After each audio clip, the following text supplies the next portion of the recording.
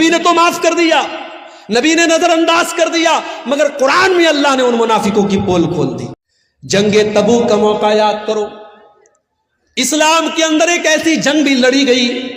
دشمن سے کوئی لڑائی نہیں ہوئی، کوئی جنگ نہیں ہوئی، مگر اللہ کے نبی کے دور میں جو لڑائیاں اور جو جنگیں ہوئیں اس میں غزوہ تبوک کا نام آپ کو بہت آگے آگے نظر آئے گا۔ یہ وہ جنگ تھی جس میں اللہ کے نبی نے صحابہ کرام 700 کلومیٹر کا سفر کرنا تھا، مدینہ سے 700 کلومیٹر دور جانا تھا، اور اس دور کی سپر پاور سے مقابلہ کرنا تھا، رومن امپائر سے مقابلہ کرنا تھا۔ اللہ کے نبی کی عادت تھی جب لڑائی کے لیے گھر سے نکلتے تھے تو صحابہ کو صحیح ڈائریکشن نہیں بتاتے تھے، پورب جانا ہوتا تھا کہتے تھے پچھم جانا ہے، اتر جانا ہوتا تھا کہتے تھے دکھن جانا ہے۔ اللہ کے پیارے نبی صحیح ڈائریکشن نہیں بتاتے تھے، مگر جنگ تبوک ایک ایسی جنگ ہے اللہ کے نبی نے بالکل صحیح ڈائریکشن بتایا تھا اور کہا تھا اے میرے صحابہ ہمیں تبوک جانا ہے، ہمیں مدینہ سے 700 کلومیٹر دور جانا ہے، ہمیں اس راستے پر جانا ہے۔ گرمی کا موسم تھا، کھجوروں کے پکنے کا ٹائم تھا، اس جنگ میں بہت سارے منافق لوگ نہیں گئے،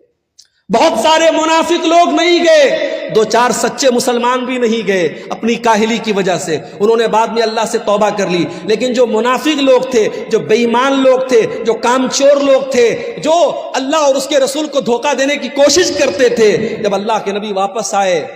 تو اب یہ آ کے بہانہ کر رہے، کوئی لنگڑا کے آ رہا ہے، اے اللہ کے نبی میری تو پیر میں بہت